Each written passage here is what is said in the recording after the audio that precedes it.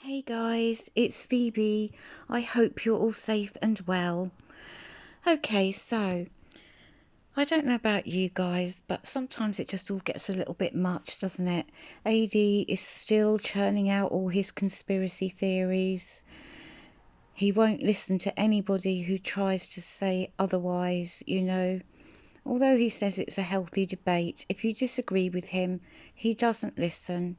He only tends to attack you and then block you. Katie, for example, last week. So I kind of felt it's time for a little break. Now, one of the things that AD has said on more than one occasion is that Detective Dave Baumhover, and I have a very, very soft spot for him, that he isn't really on leave due to PTSD. He's on leave because he knows there was a cover up, or he knows there was incompetence and the case wasn't handled properly and he couldn't take it. He couldn't, he didn't want to keep secrets, or he didn't want to lie about anything. So he took himself off on medical leave. Well, that is just absolutely not the case. And earlier this year, he started writing a blog. Now, there is part one of the blog on Kimberley's channel, and I shall leave a link below. And then he continued up until about April with different titles. And I'm today going to read you one part of his blog, and it is called PTSD. No, you are not crazy.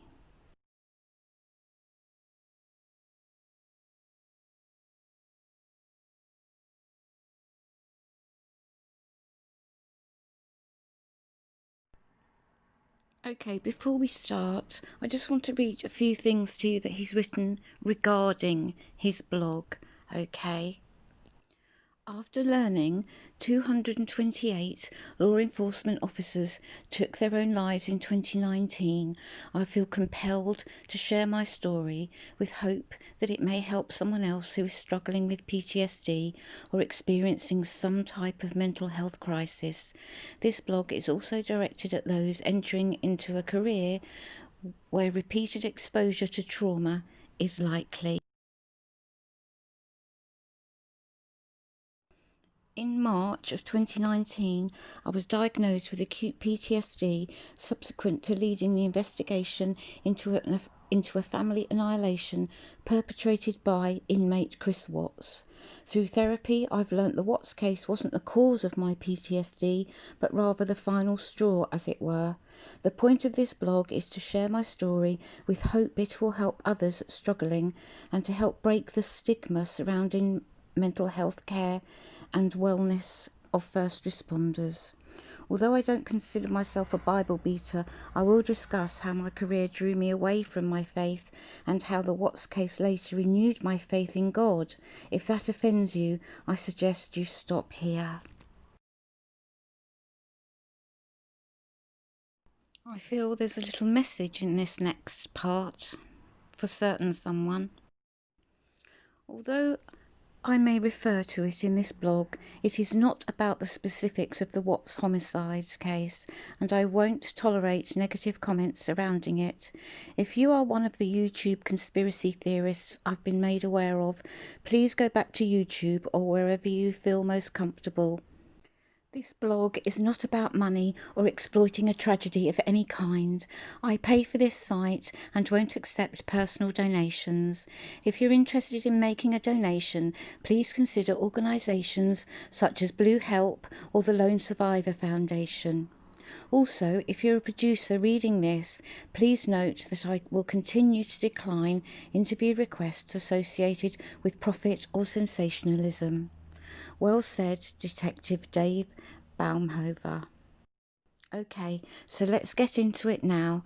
This is part of Dave Baumhover's blog entitled PTSD? No, you're not crazy. Okay, so he starts with a notice. Due to some people who can't respect that this blog is about PTSD and not about conspiracy theories surrounding the Watts case, I have turned off the ability to post public comments. For the record, I send my post drafts to the Ruseks prior to making them public, and I've received full support and adoration from them. We are very close, and I would never write about Shanann, the girls, or Nico without their consent and support. In this post, I'd like to set the record straight about what PTSD is, and that you are not weak, crazy, or inadequate if you have it. I'm not an MD or a medical health professional, and I don't claim to know everything about PTSD, but here is what I've learned so far. PTSD happens as a result of an actual change in your brain, which is caused by traumatic events, which is why you can't control it, and it's not your fault. The three parts of your brain that are most affected by trauma are the thinking centre, which is the prefrontal cortex. This is the area responsible for rational thinking, problem solving, empathy, etc. If you have a teenager in the house, you should be familiar with this part not working correctly. He's got quite a dry sense of humour, hasn't he? 2. The memory bank, otherwise known as the hippocampus. This area files things away in your mental hard drive. When you're overwhelmingly traumatised, this part may code events incorrectly, thus causing memory issues. The thinking centre and the memory bank typically work close together. And thirdly, the fight or flight calculator, which is otherwise known as the amygdala. As a first responder, you're likely to be familiar with this part. When your brain is subjected to trauma, the amygdala, the fight or flight calculator, is activated more than the other two parts. Symptoms of a hyperactive amygdala and PTSD are closely related and include chronic stress, guilt, anxiety, irritation, vigilance, fear, and lousy sleep patterns. Other symptoms of PTSD are brain fog or not being able to think clearly and the ability to control these emotions. If these symptoms seem familiar, then it's time to put yourself in check. My personal experience with PTSD symptoms were no different. I also suffered with physical manifestations caused by stress associated with PTSD. Some may argue that it doesn't happen. Well, they're wrong. It's as simple as that. Not long after the Watts sentencing hearing and cleaning up the case files, Christmas break was upon us. As a family, we typically go somewhere during this time, just to get away from work and be in a warmer climate. As an avid classic car restorer and builder, I chose to spend half of the break in my garage in an attempt to decompress, while my wife, Laurie, and my youngest daughter went on to Arizona. After working the Watts case every day for months, I was hoping that getting back to my hobbies would put some normalcy back in my life. Whilst at home those few days, I noticed a bald spot on the top of my head. It was about the size of a nickel. I didn't think much of it, as I believed it was the result of a welding spark landing on my head and burning my hair. When I arrived in Arizona 3 days later, I asked Laurie to look at the spot. I was concerned because it didn't feel like a burn, it felt too smooth. She agreed it was weird, but said not to worry because my hair grows like a weed. Regardless, I wrote it off as a burn spot, and I didn't think too much about it. Being in Arizona those few days was nice, and I had regret for not going for the entire trip. The climate and change of scenery was a good distraction. Getting away from everything felt rejuvenating, and when I returned to work after the New Year's holiday, I was ready to go. Or at least I thought I was. In reality, when I returned to work, I couldn't get into gear or focus on anything. I felt scattered and unable to concentrate. I knew part of the reason was because I didn't know the why part of the case, and I was having difficulty settling with that realisation. Today, I know the main reason for my inability to concentrate was due to post-traumatic stress, aka shell shock. Well into January and February, the bald spot on my head grew slowly in size, and I knew it wasn't a burn spot. I continued to ask Laurie to look at it for me. She took a picture to assure me that it appeared as if my new hair was actually sprouting in. By the time I went to Wisconsin in February, the spot had grown to about the size of a quarter. I began to wear a baseball cap everywhere I went because I was becoming self-conscious about it. I also became concerned about my health, as I'd never had anything happen like this before. I decided to go and get a blood panel and a checkup to see if there were any underlying medical conditions causing my hair loss. Everything in my blood workup was normal. After returning from Wisconsin on February the 19th, my mental state was beyond shell shock. I thought I was going crazy, but I knew I had to keep it on the down low because it would affect my job status. Now, Detective Baumhover was absolutely in the prime of his career, having been on the job for 10 years at this stage. He continues, prior to the Watts case, I had completed numerous death investigations, including homicides, and they never affected me, less the investigations involving kids. I convinced myself I could handle it and that things would get better over time. When Laurie asked me on the morning of February the 20th what I was going to tell the Ruseks, I had an overwhelming wave of emotions, including anger, sadness and disbelief. Similar to how it feels when you suddenly lose someone who is close to you, which I have experienced more than once. Together with those emotions was knowing that what I was going to tell the Ruseks would profoundly hurt them yet again. That was the last thing I wanted to do, but I promised them that I would tell them everything that Watts had said. On one wall of my office I had a large whiteboard I used to outline to-do items for my larger cases. After we arrested Watts, this whiteboard filled up with tasks I needed to complete. After Watts pled guilty, I erased the whiteboard as part of closing the case file. On February the 20th, or the morning of the 21st, the actual time is a bit fuzzy to me, I was in my office when I noticed the whiteboard was full of the same to-do items I had just erased. I know now that it was not, and I was experiencing one of many image flashbacks that I'd had since the night of the 18th in Wisconsin. Fortunately, this is one less intrusive. More about flashbacks in a later post. I came to the realization that something wasn't right and I should probably talk to someone about it. Not being able to keep control of my emotions was new to me, and it was scary that I couldn't. I sat in my office long enough to think about how I was going to minimise the issue before I spoke with the commander. I finally walked into his office and told him I thought I should talk to someone to help me process this case because I was having difficulty doing it alone. He was on it immediately, and my first visit occurred on the 21st. On my way to see the therapist, I told myself there is no way I'm going to open up to this lady unless I trusted her, and that was going to take a while. That's true to a degree, but when I walked in that day and she asked what was going on, I completely lost it. I couldn't control my emotions in front of a complete stranger, and I felt embarrassed, weak, and out of control all over again. I don't remember what we talked about that day, but I do remember feeling as if some of the pressure was off and I could literally breathe better. The following weekend I came down with a cold or something similar. It was the first time I had been sick in years, and it caused me to miss the entire week of work. Around this same time, depression set in and I wasn't coping well.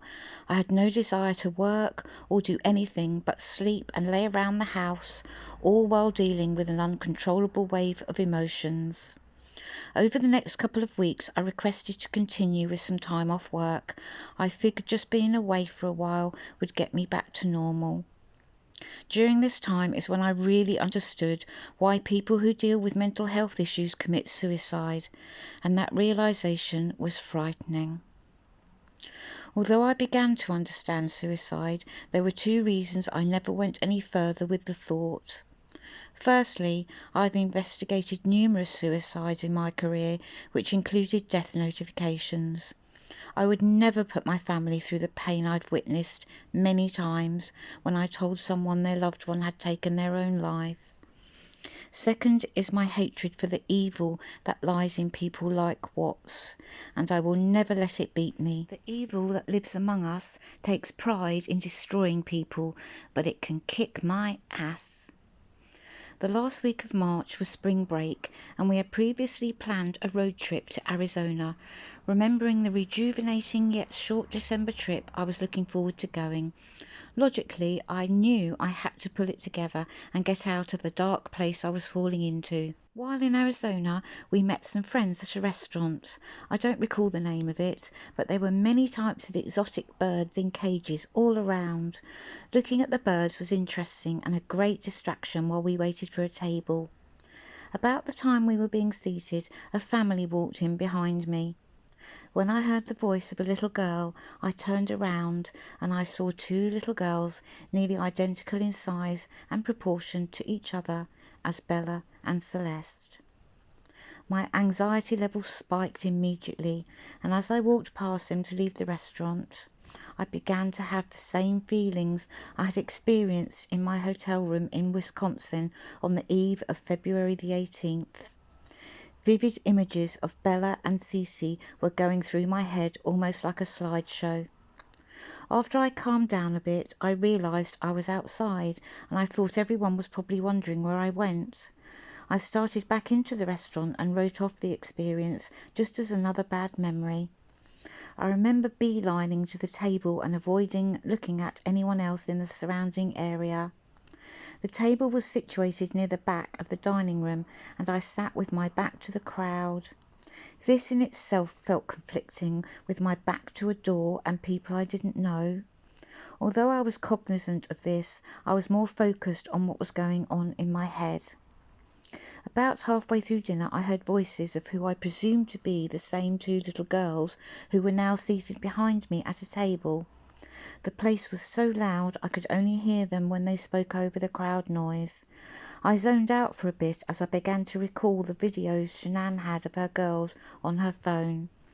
It was the only time I had heard their voices.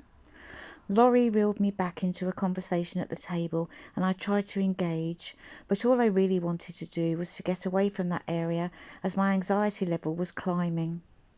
As we were getting ready to leave, I noticed them again, and my anxiety level was in the red. I don't recall much after that, other than what I would describe as a video-type flashback, and Laurie opening the passenger door of the car for me. All I wanted to do was go home and be away from people. It wasn't long after we returned back to Colorado when I was diagnosed with PTSD, and I was put on official medical leave and workman's comp status by the brass. Not long after that, the associated stress manifested itself. The bald spot on my head was getting larger, coupled with feeling sickly, and that caused me to see the doctor, who did a blood panel workup, and he also referred me to a dermatologist for my hair loss. After a few expensive and ineffective steroid injections in my scalp, my hair continued to fall out in patches. At the time, I figured I'd only be out of work for a few weeks, and I was concerned about being in court looking the way I did. This photo shows my hair at the sentencing hearing, and the remaining photos are pretty much self-explanatory. Now, I'm only going to show you one photo of what his hair looked like. There are others on the blog.